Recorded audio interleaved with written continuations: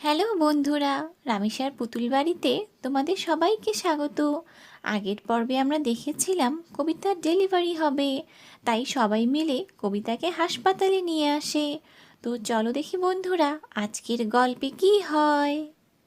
আর এখানে সবাই মিলে কবিতাকে হাসপাতালে নিয়ে আসে। আরে, উনারা মনে হয় চলে এসেছে। চলো সিস্টার, তাড়াতাড়ি ডেলিভারির প্রস্তুতি নিতে হবে। জি ডাক্তার ম্যাম, আমি সব কিছু রেডি করে রেখেছি, আপনি আসেন। চলো কবিতা, আস্তে আস্তে চলো, সাবধানে। আহ ভাবি, অনেক ব্যথা হচ্ছে। আসো আসো কবিতা, বেডে শুয়ে পড়ো, আমার তোমাকে চেক করতে হবে। জি, আসছি ডাক্তার আপা। ইয়া আল্লাহ, সব কিছু যেন ঠিকমতো হয়ে যায়, আমার তো অনেক ভয় করছে। আরে কবিতা, তুমি ভয় পেও না, সব কিছু ঠিক মতো হবে। এমন সময়ে বেশি চিন্তা করতে হয় না, তুমি শুধু বড় বড় নিঃশ্বাস নাও। হ্যাঁ কবিতা, তুমি একদম ভয় পেও না। আমরা সবাই তোমার সাথে আছি। কিন্তু স্যার, আপনি এখন বাহিরে যান, এখানে কেউ কবিতার সাথে থাকতে পারবে না। কিন্তু ডাক্তার আপা, আমার কবিতা এত কষ্টে আছে, আর আমি ওকে রেখে বাইরে চলে যাব? জি স্যার, কবিতা এখন আমাদের পেশেন্ট, আমরাই ওর খেয়াল রাখবো। আপনার এখানে কোনো দরকার নেই, আপনি বাহিরে যান প্লিজ, পেশেন্টের সাথে এখানে থাকা অ্যালাউ না। ঠিক আছে কবিতা, আমি বাইরে যাচ্ছি। তুমি ভয় পেও না, আমরা সবাই বাইরেই আছি। ঠিক আছে পিঙ্কির বাবা। সিস্টার, কবিতার বিপি চেক করে আমাকে জানাও। ঠিক আছে।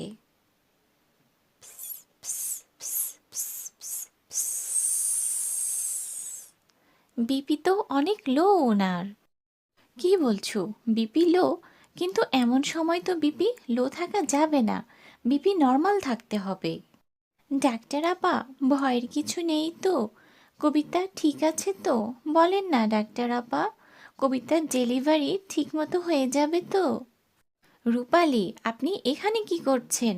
আপনি বাহিরে চলে যান, আমাদেরকে আমাদের কাজ করতে দিন, আর আমাদের উপর ভরসা রাখেন, আমরা সব কিছু ঠিক মতো করব, সব ঠিক হয়ে যাবে, আপনারা একদমই চিন্তা করবেন না। ডাক্তার আপা, সবাই তো বাহিরেই আছে, কিন্তু আপনি আমাকে থাকতে দিন না কবিতার পাশে। দেখেন রূপালি, আপনি বোঝার চেষ্টা করেন, পেশেন্টের সাথে এখানে কেউ থাকতে পারবে না। ঠিক আছে, আমি বাহিরে যাচ্ছি, কিন্তু আপনারা কবিতার খেয়াল রাখবেন। চলো আনাস ভাইয়া, আমরা এখান থেকে লুকিয়ে লুকিয়ে দেখি, না হলে ডাক্তার আন্টি আমাদের এখান থেকে বের করে দিবে। হ্যাঁ পিঙ্কি, তুই ঠিক বলেছিস, এখন কথা বলিস না, চুপ চুপ চুপ।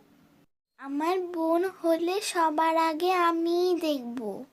আরে, বোন হলে তো দেখবি, দেখিস, আমার ভাইই হবে। সিস্টার, বিপি নর্মাল থাকা খুবই জরুরি, তুমি উনাকে একটা বিপির ইঞ্জেকশন দিয়ে দাও। ঠিক আছে ম্যাম, এখনই ইঞ্জেকশন দিয়ে দিচ্ছি। কি? আবার ইঞ্জেকশন? না না নার্স আন্টি, আপনি ইঞ্জেকশন দিবেন না। আপনি প্রতিদিন এত ইঞ্জেকশন কেন দেন? ইয়া আল্লাহ, এই বাচ্চাগুলো এখানে কি করছে?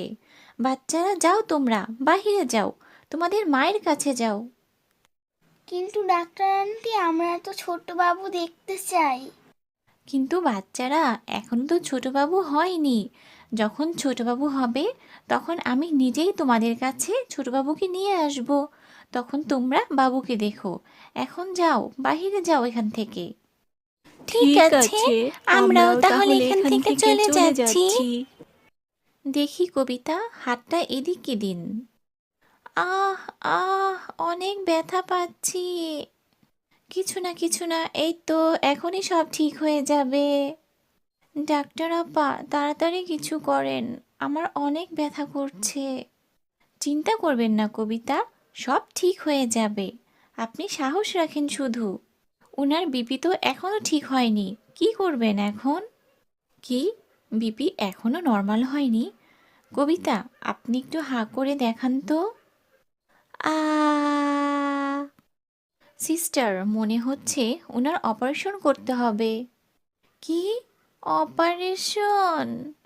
কবিতা, আপনি ভয় পাবেন না। ভয়ের কিছুই নেই অপারেশনে। আপনি বুঝতেও পারবেন না অপারেশন করার সময়। সব ঠিকমতো হয়ে যাবে দেখবেন। রূপালী ভাবি, কবিতার অপারেশন করতে হবে। কি অপারেশন? কিন্তু ডাক্তার আপা, সব কিছু ঠিকমতো হয়ে যাবে তো? হ্যাঁ হ্যাঁ, সব কিছু ঠিকমতো হয়ে যাবে। আপনারা একদমই ভয় পাবেন না। এরপর কবিতার অপারেশন শুরু হয়ে যায়। ইয়া আল্লাহ, কবিতার অপারেশন যেন ঠিক মতো হয়ে যায়।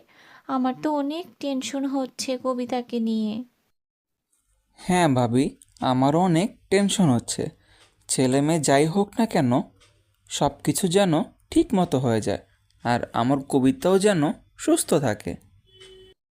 আর মানাফ, তুমি চিন্তা করো না, একটু পরেই তুমি বাবা হয়ে যাবে।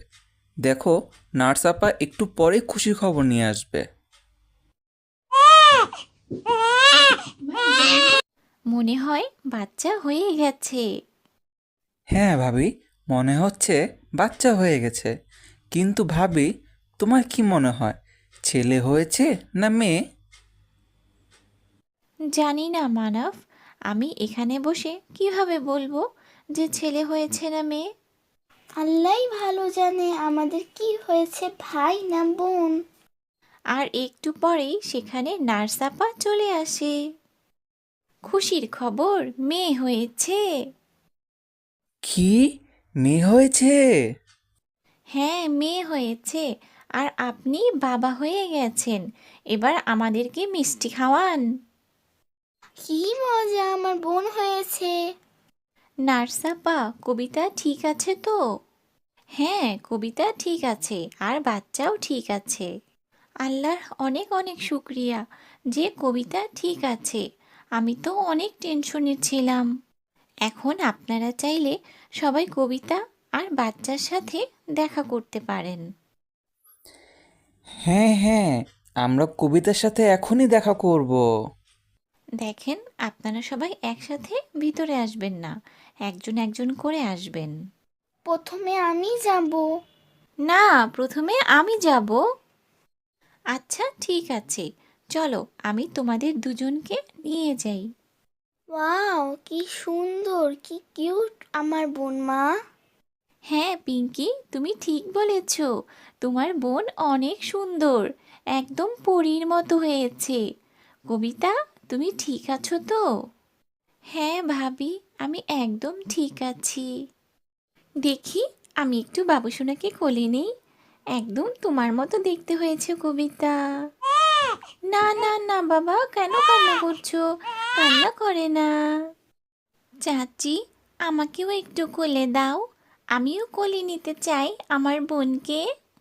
হ্যাঁ হ্যাঁ, এই নাও, তুমিও এমন ছিলে ছোট্টবেলায়। আমার ছোট্ট বোন, আমি অনেক আদর করব তোমাকে, অনেক খেলা করব তোমার সাথে। চাচি, ও কান্না করছে কেন? আরে পিঙ্কি সোনা, ও তো মাত্রই এসেছে পৃথিবীতে, সব কিছুই তো ওর কাছে নতুন, তাই ও কান্না করছে। আমিও কোলে নিতে চাই আমার বোনকে। হ্যাঁ ঠিক আছে, এই নাও, তুমিও কোলে নাও। আরে রে রে রে, কত সুন্দর আমার ছোট্ট বোন। আমি তোমাকে অনেক খেলনা কিনে দেব। আরে বাচ্চারা, আমরাও লাইনে দাঁড়িয়ে আছি। এখন তোমরা বাহিরে আসো, আর আমরা ভিতরে যাব। আর আমার মেয়ে দেখতে কত সুন্দর হয়েছে, একদম আমার মতো দেখতে হয়েছে। হ্যাঁ মানাফ, দেখতে তোমার মতো হয়েছে, কিন্তু ওর নাক আর চোখ একদম কবিতার মতো হয়েছে।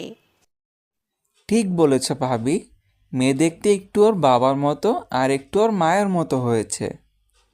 আরে ডাক্তার আপা, বাচ্চার ওজন কত কেজি হয়েছে? ওয়েট মেপেছেন আপনি? না, এখনো মাপা হয়নি। দেন, আমি এখনই মেপে বলছি।